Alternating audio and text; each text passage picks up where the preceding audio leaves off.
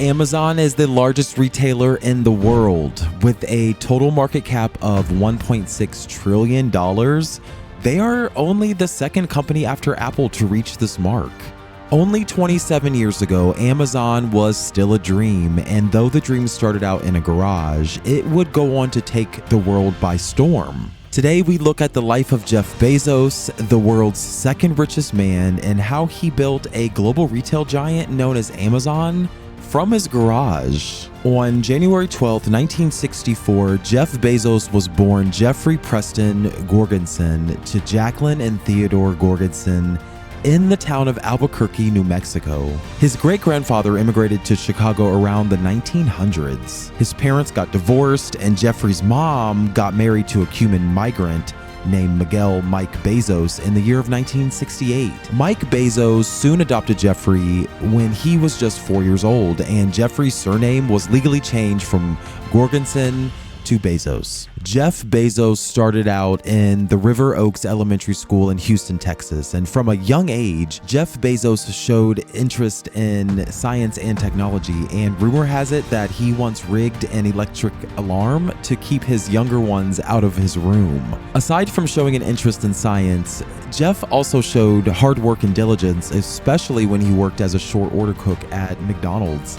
Those traits of hard work will later manifest in the building of a tech giant. For now, however, Bezos had to worry about school. He attended the Student Science Training Program at the University of Florida, where he racked up numerous awards, including a Silver Knight Award. He also was a valedictorian and a National Merit Scholar. A young Bezos was always fascinated by space, and when Bezos was giving his graduation speech, he mentioned that he dreamed of the day when mankind would colonize space. While the dream was huge enough, Bezos intended to make it a reality. By 1986, Bezos graduated summa cum laude from Princeton University with a stellar GPA of 4.2. He also bagged a Bachelor's of Science in Engineering in Electrical Engineering and Computer Science. While at Princeton, Bezos was a member of the prestigious Phi Beta Kappa and the Quadrangle Club. He also was elected president of the Students for Exploration and Development of Space. Soon after graduating from college, Bezos was bombarded with job offers from tech companies like Intel, Bell Labs, and Anderson Consulting. He worked for Fitel, a telecommunications startup in the finance tech space. His job was to build a network for international trade. His diligence and hard work saw him promoted to head of development and director of customer service. Here, Bezos would learn the skill of customer service relationship management, and this skill would become one of the key strengths of the largest retail store on the planet. Bezos soon moved to the banking industry, where he joined Bankers Trust as a product manager. He left the company after 2 years. Bezos then joined D.E. Shaw & Co., a hedge fund with a strong mathematical modeling approach, and his hard work saw him become the company's fourth senior vice president at the very young age of 30. Bezos remained at D.E. Shaw & Co. for 4 years until he had a dream that was soon going to change everything. Towards the end of 1993, Bezos began dreaming about an online bookstore, and it was the height of the dot-com boom. Internet businesses were popping up everywhere. Bezos had an idea to start an online retail store. He decided to start with selling books online, and while internet companies were becoming popular, an online bookstore was still quite rare. While there were bottlenecks, Bezos was really determined to see his online bookstore come to life. So Bezos had a tough choice to make, whether to quit his job and pursue his dream, or to remain at his comfortable job and forego his dream. Like all humans, Bezos was terrified when he thought about the choice he had to make. But interestingly, Bezos used a powerful technique to help guide him. The technique is called regret minimization framework. And using this technique, Bezos asked himself, if I were 80 years old, would I regret not experimenting with this internet thing? And that settled it. After quitting his job, Bezos founded his dream online bookstore named Amazon in his garage on July 5th, 1994. Bezos originally named the company Cadabra because he wanted the name to sound magical. However, a friend told him that the name sounded too similar to cadaver, and Bezos then settled on Amazon as the company's name. He named the online bookstore after the Amazon River, hoping that it would become the largest in the world, just like the Amazon River was the largest in the world. Despite being optimistic about his dream, Bezos was realistic. In fact, he warned early investors that the company had a 70% chance of failure.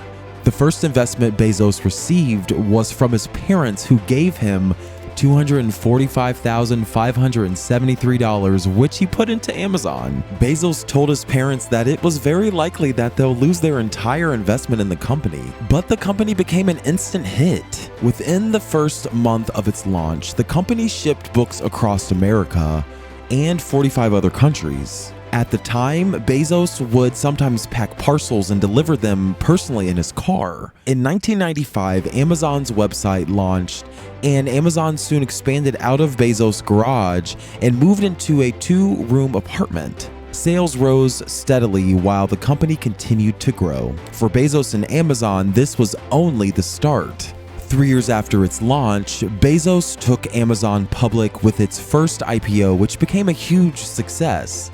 The company was able to raise $54 million in a $300 million valuation. From then on, the company began to expand into selling music and videos. By the end of the year, Amazon had started selling toys, jewelry, apparel, electronics, furniture. Amazon now began to grow and expand almost aggressively. Bezos used the $54 million raised during the company's first IPO to buy up many smaller competitors. By 2000, Amazon's cash reserves had dwindled to only $350 million. Bezos then borrowed $2 billion from banks, and the cash was used to expand the company even further. In 2002, Amazon ran into financial troubles after a bit of aggressive spending and stagnated revenue. Things got so bad that the company was now on the verge of bankruptcy. Bezos had to act fast. He closed several distribution centers and cut about 14% of Amazon's total workforce. While they were going through rough times, the troubles would soon blow over. By 2003, the trouble blew over when Amazon bounced back from its financial troubles and recorded a $400 million profit. By 2005, Amazon launched Amazon Prime, a subscription-based program that featured all of the regular Amazon packages but also came with free 2-day shipping within the United States for an annual fee of around $79. It was first launched in the US, and by 2007, Amazon Prime was available in France, Germany, Japan, and the UK. On November 19th, 2007, Amazon launched Amazon Kindle, an e-reader that was supposed to create a flow state in reading similar to the experience of video games. In 2007, Amazon and DC Comics finalized a deal that gave Amazon exclusive rights to many comics, including Green Lantern, Superman, and Batman. By 2015, Amazon surpassed Walmart to become the largest online retailer in the world. It also increased its range of products and services. Amazon scored another major point in August 2017 when it purchased Whole Foods Market for $13.4 billion. Whole Foods was a company that focused on selling whole organic food. By 2017, almost 13 years after launching, Amazon Prime surpassed 54 million members. Amazon also increased its same-day delivery to include several cities across the United States. As Amazon became more and more popular, its value continued to rise along with Jeff Bezos' net worth. By October 2018, Jeff Bezos' net worth had risen from $81 billion a year earlier to $160 billion later that year. However, while it was all good news for Bezos and the Amazon crew, a major disappointment would soon hit. Jeff Bezos and his wife Mackenzie Scott announced that they were filing for a divorce after months of continuous separation. The news came as a shock to many who looked up to the power couple. The couple split their share in Amazon's stock while Jeff Bezos retained all of his voting rights. Despite losing a chunk of his wealth in the divorce, Bezos soon bounced back and was among the top 3 richest men in the world. Such was the growth and stability of Amazon that the company only got richer and richer, making the owners rich along the way. Unfortunately for the world, the COVID pandemic hit. Countries were shutting borders and restricting movements. At a point, most businesses and other organizations had to shut down their activities as the world was trying to make sense of the COVID pandemic. The pandemic presented both an opportunity and a problem for most of the world, and the pandemic meant that they had to stay at home and observe social distancing. For Amazon, the pandemic provided a unique opportunity, and most people were shuttered at home, and so many of them could not go to the physical retail stores, and most of them had to do their shopping from home. This meant a surge in demand for online products. Jeff Bezos realized early on how dangerous the pandemic might be to businesses, and so he reacted quickly. Amazon hired an additional 175,000 employees so that they could meet the extremely high demand. The move paid off. In the first 3 months of 2020, Amazon brought in a total revenue of $75.4 billion. Amazon Web Services alone recorded over $10 billion in sales. By August 2020, Amazon's market cap stood at $1.19 trillion. In February 2021, Jeff Bezos announced that he was resigning from his position as CEO and transitioning into the role of executive chairman of the board. In a letter to employees at Amazon, Bezos said that he now would get the time and energy he needs to focus on the Day One Fund, the Bezos Earth Fund, Blue Origin, and the Washington Post, as well as his other passions.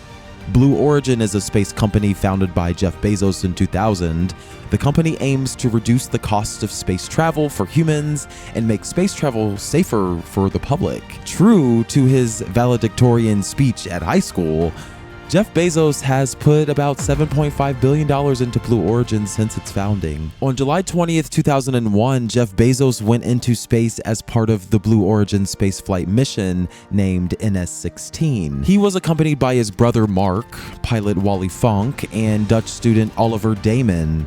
The entire flight lasted 10 minutes. Jeff Bezos teaches us the value of hard work and excellence in the service we provide for others. Although the company excels in selling products and services, Amazon takes a customer-focused approach to business. The interesting thing is that Amazon is more than an online store. Amazon is about helping people. Just as Jeff Bezos puts it, quote, "We don't make money when we sell things. We make money when we help customers make purchasing decisions." Moreover, the story of Jeff Bezos challenges us to live our lives to the fullest.